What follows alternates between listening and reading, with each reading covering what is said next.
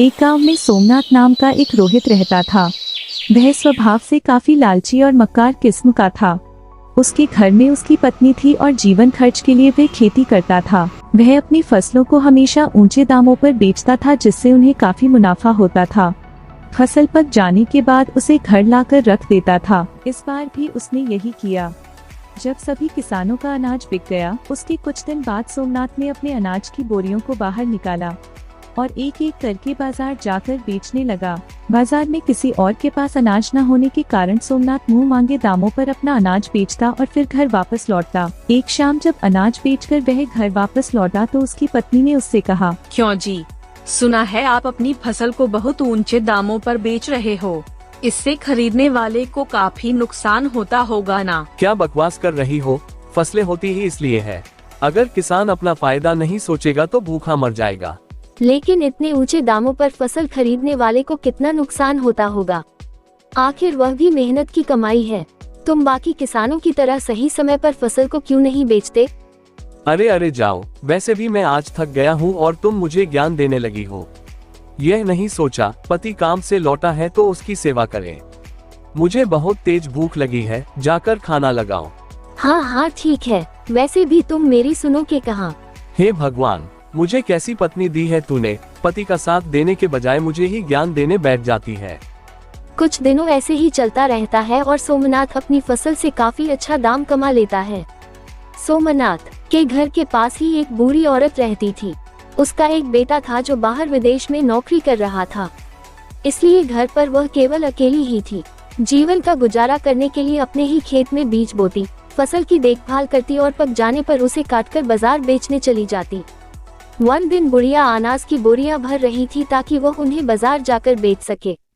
लेकिन तभी सोमनाथ की नजर बुढ़िया के अनाज पर पड़ती है और वह सोचता है कि अगर मैं इस बुढ़िया को पटा लूं तो इसके अनाज से भी मैं बहुत सारा धन कमा पाऊंगा। कुछ देर बाद वह अपने कदम बूढ़ी औरत की तरफ बढ़ाता है। नमस्कार दादी जी। नमस्कार बेटा, तुम कौन? दादी जी, मैं सोमनाथ, आपके पड़ोस में ही रहता हूँ। अच्छा। दादी जी, आपका एक बेटा भी तो था, वह कहाँ है?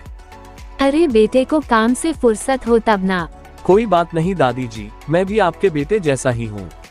आप इस उम्र में इतनी मेहनत मत किया करो वरना तबीयत खराब हो जाएगी। क्या करूँ बेटा, पेट पालने के लिए कुछ ना कुछ तो करना ही होगा। एक काम करिए दादी, आप इस अनाज को अपने घर पर रखिए। मैं एक एक बोरी करके इसे बाजार जाकर बेच आऊंगा और बदले में जो धन मिलेगा वह मैं आपको दे दूंगा। नहीं बेटा, तुम इतना परेशान क्यों हो रहे हो? नहीं दादी जी, परेशानी की कोई बात नहीं है। वैसे भी मैं अपना अनाज भी बाजार जाकर बेचता हूँ तो साथ में तुम्हारा भी ले जाऊंगा। अच्छा ठीक है, भगवान तुम्हारा भला करे।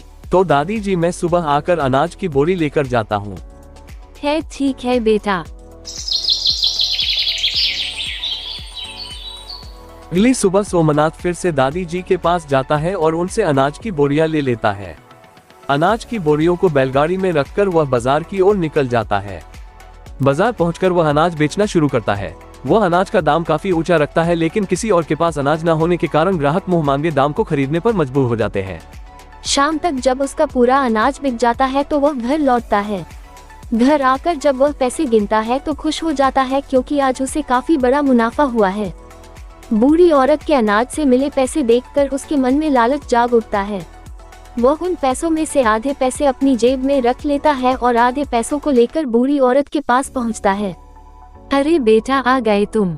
ऐसे मुंह क्यों लटकाए हुए हो, क्या हो गया? अनाज बिका नहीं क्या? नहीं दादी जी, अनाज तो बिका है, लेकिन मेरी उदासी का कारण कुछ और है। मैंने बहुत कोशिश की अनाज को अच्छे दामों में बेचने की, लेकिन ग्राहकों को दाम काफी ज्यादा लग रहा था, इसलिए उन्होंने बहुत ही कम दाम पर मेरा अनाज खरीदा है। ये रहे कुछ पैसे। बुढ़िया जल्दी से उन पैसों को गिनती है और कहती है, बेटा ये तो बहुत कम है। मैं जब भी अनाज बेचने जाती थी तो मेरे साथ कभी भी ऐसा नहीं हुआ। वही तो दादी जी, मैंने बहुत कोशिश की आपके अनाज को अच्छे दामों में बेचने की, लेकिन ग्राहक सहमत नहीं हुए, इस वजह से अनाज के दाम को कम करना पड़ा। अरे बेटा, उदास होने की कोई जरूरत नहीं है। तुमने तो अपनी तरफ से पूरी मेहनत की। कुछ देर बाद सोमनाथ वहां से जाने लगता है, लेकिन बुढ़िया उसे रोकती हुई कहती है, बेटा तुमने अनाज बेचने में काफी मेहनत की है, ये लो कुछ पैसे है रख लो। नहीं नहीं दादी जी, मैं कैसे ले सकता हूँ, और वैसे भी आपके अनाज के दाम अच्छे नहीं मिले हैं, आप ही रखो उन पैसों को। लेकिन बुढ़िया किसी तरह उन पैसों को सोमनाथ की जेब में रख देती है। सोमनाथ घर के लिए रवाना हो जाता है। घर पहुंचकर वह उन सभी पैसों को इकट्ठा करता है और देखकर खुश होता है और कहता है, वाह रे सोमनाथ, आज तो आम के आम और गुठलियों के दाम हो गए। अगर ऐसे ही चलता रहा तो मैं बहुत जल्द काफी धन कमा लूंगा। कुछ दिनों तक ऐसे ही चलता रहता है और सोमनाथ उस बूढ़ी औरत को उसके अनाज के बदले में बहुत ही कम पैसे देता है। एक दिन सोमनाथ बुढ़िया का अनाज लेकर बाजार जाता है। उसके पास ग्राहक आने लगते हैं। बगल में लखनचंद भी अपना अनाज बेच रहा था। उसने देखा कि सोमनाथ के पास काफी अनाज है। वह देखकर सोचने लगता है कि सोमनाथ के पास इतना अनाज तो कभी था ही नहीं, फिर यह अनाज किसका है।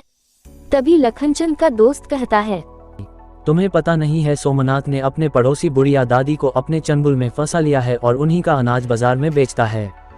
अपनी आंखों से देखा है। कहीं ऐसा तो नहीं है कि सोमनाथ आपको इसके बदले में कम पैसे देता हो और बाकी पैसे खुद ही रख लेता हो। ये कहकर लखनचंद चला जाता है और कुछ देर बाद सोमनाथ दादी के पास आता है। लो दादी, खूब कोशिश करने के बाद बस इतने ही पैसे मिले हैं। क्या हुआ बेटा, क्या आज भी अनाज अच्छे दामों में नहीं बिका? कहाँ दादी, बहुत प्रयास किया लेकिन कुछ ठीक नहीं हुआ। लेकिन बेटा, लखनचंद मेरे पास आया था। वह कह रहा था कि आज तो अनाज काफी अच्छे दामों में बेचा है। नहीं नहीं दादी, लखनचंद झूठ बोल रहा है। बेटा, मैंने तुझे अपने बेटे जैसा माना था और तूने मुझे ही धोखा दे दिया। ये पैसे यही रख दे और दोबारा मुझे अपनी शक्ल मत दिखाना। और हाँ, याद रखना, जिस पैसे की वजह से तुमने मुझे धोखा दिया है, एक दिन तेरे पास बहुत सारा पैसा होगा लेकिन वह किसी भी काम का नहीं होगा, याद रखना। सोमनाथ बुढ़िया के घर से बाहर निकल कर कहता है, ये लखनचंद भी ना, इसे मैं बाद में देख लूंगा। बना बनाया काम बिगाड़ दिया। अच्छा भला आसानी से पैसे कमा रहा था। कुछ दिनों बाद सोमनाथ काफी अमीर हो जाता है। उसके पास घर, गाड़ी और ढेर सारा पैसा आ जाता है।